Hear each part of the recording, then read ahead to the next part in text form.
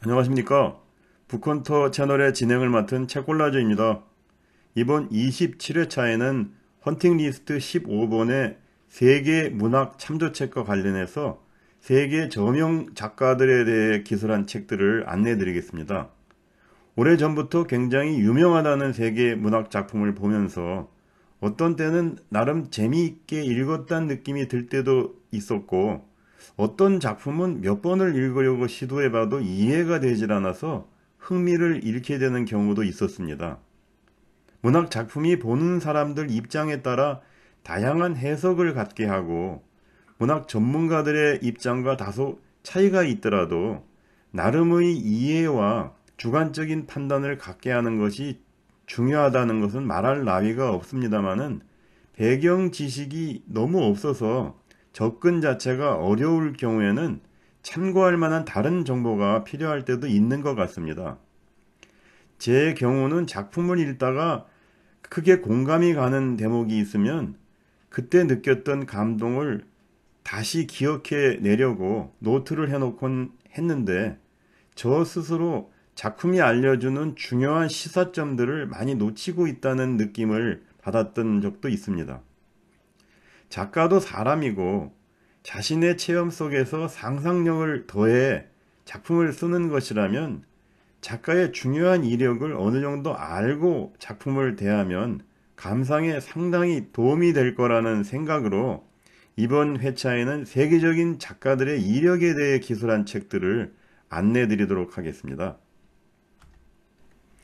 지금 화면은 이번 회차의 세계문학 참조책으로 선정된 세 권의 책들로 토론토 대학의 줄리안 패트릭 교수가 책임 편집한 500일 위대한 작가들과 국내 청하 출판사의 역사를 움직인 백인 시리즈 중에 문학사를 움직인 백인, 그리고 22명의 세계적인 서양 소설가에 대해 기술한 서양 소설가 열전입니다.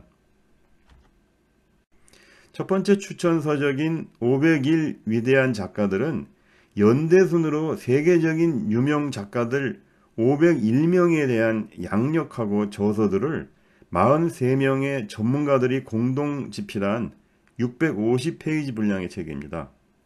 이 책의 맛보기 독서로는 1984년의 저자 조지 오웰에 대해서 살펴보도록 하겠습니다.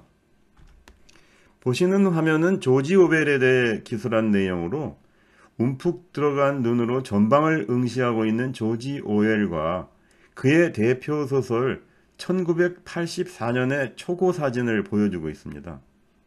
화면에서 일본으로 표시한 부분은 조지 오웰이 1903년 인도에서 태어나서 47세인 1950년 영국 런던에서 사망했고, 그의 문학 스타일과 장르 관련해서는 예술로서의 문학과 정치적 목적을 결합한 좌파 지식이라고 기술하고 있습니다. 두 번째 표기 부분은 대표 소설로 동물농장 1984년, 그리고 논픽션 저작으로 파리와 런던의 밑바닥 생활 등의 작품이 있다고 안내하고 있습니다. 본문에는 그가 영국 이튼 학교 졸업 후에 대학 갈 형편이 안 돼서 버마의 영국 제국경찰로 근무했는데, 이로 인해서 제국주의를 싫어하게 됐다고 설명하고 있습니다.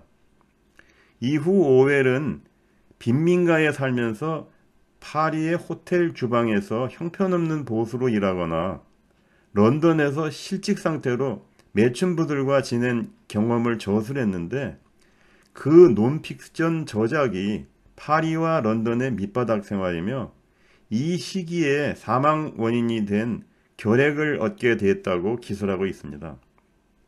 그의 나이 46세에 출판된 1984년은 언어와 문학이 정치에 종속되고 사상의 자유가 허용되지 않는 사회 속에서 스스로를 표현하고 타인과도 접촉해보려는 주인공이 좌절하는 모습을 통해서 언론 매체의 자유가 박탈된 소위 빅브라더의 지배가 얼마나 극단적인 결과를 만들 수 있는지를 묘사했다고 설명하고 있습니다.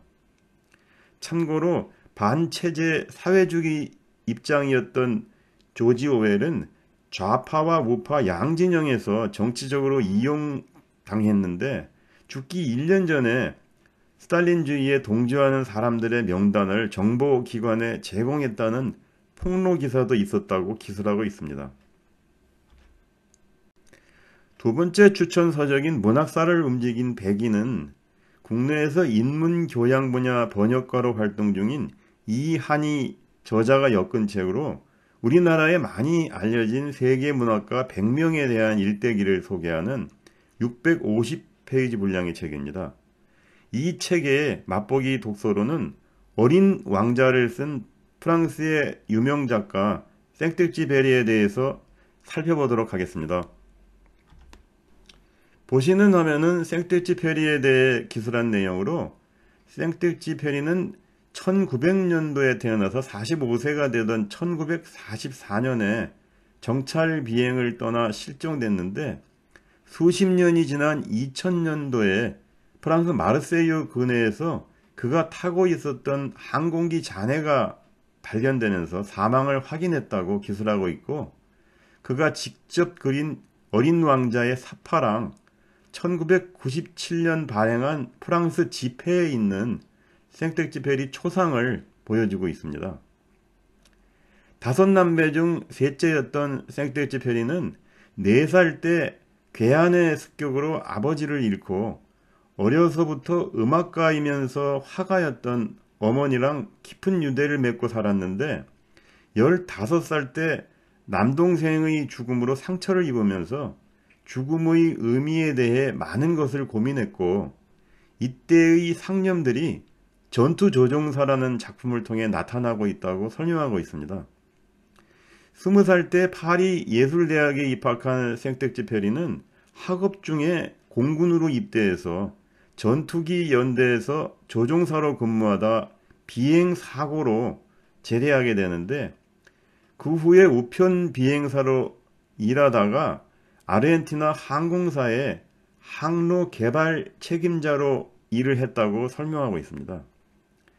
이 과정에서 생텍쥐페리는 비행기 고장으로 아프리카 다카르 사막에 체류하기도 하고, 안데스 산맥의 횡단 중에 실종이 된 그의 절친한 친구 기요메를 구조하러 나서기도 했는데, 이때의 경험들이 남방 우편기, 야간 비행, 인간의 대지 등의 작품에 생생하게 반영되어 있다고 기술하고 있습니다.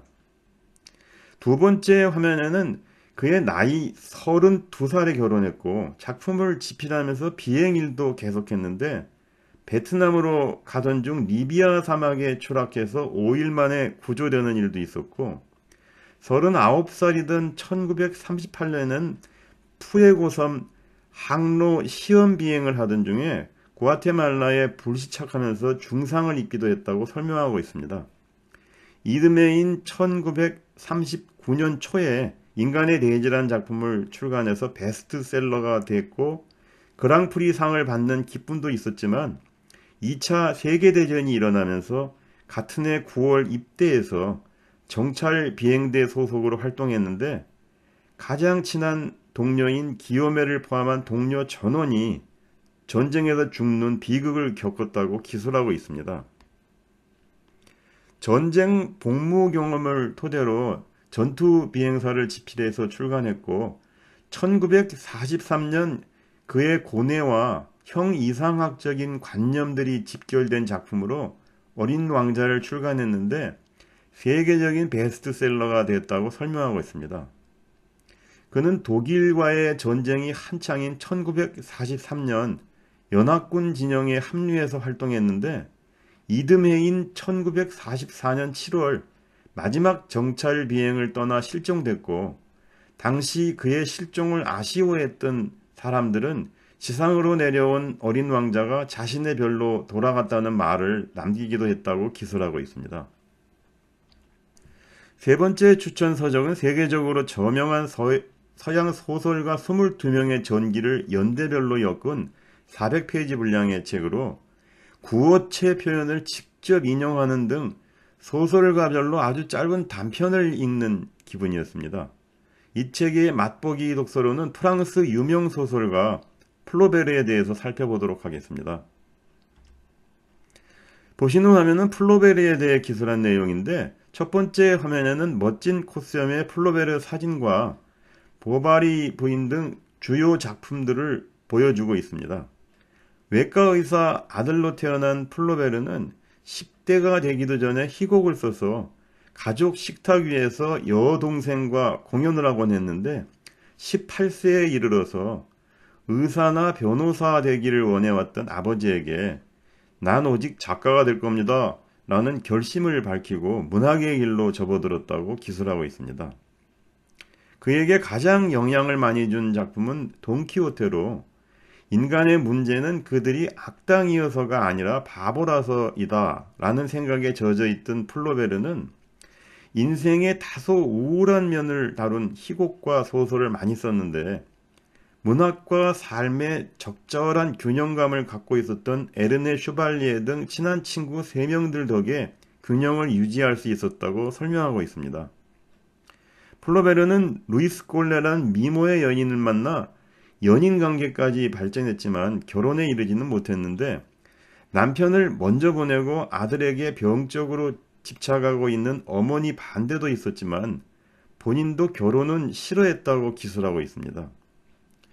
인간의 어리석음에 대해 깊이 탐구한 플로베르는 그의 소설 보바리 부인을 통해 진부하거나 지루한 현실보다는 항상 또 다른 세계를 열망해서 계속 타락의 늪으로 빠져드는 주인공을 마지막 순간까지 빈민굴이라는 현실이 아닌 죽음으로의 세계로 떠나게 했다고 설명하고 있습니다. 이 소설이 출간된 후 에로문학이다라는 날선 비판도 있었지만 플로베르는 좋은 얘기든 싫은 얘기든 무관심한 채 본인은 풍자가일 뿐이고 단조로운 생활의 풍자는 소금과 같은 거다라는 말을 남겼다고 합니다. 이상 세계문학 참조책으로 501 위대한 작가들 그리고 국내 저자가 쓴 문학사를 움직인 백인 등 3권의 책에 대해 안내드렸습니다. 구독, 좋아요로 북헌터 채널에 대한 계속적인 지지를 부탁드리며 다음 28회차에도 작가들의 생애에 대해 조사한 책들을 좀 더 안내드리도록 하겠습니다. 감사합니다.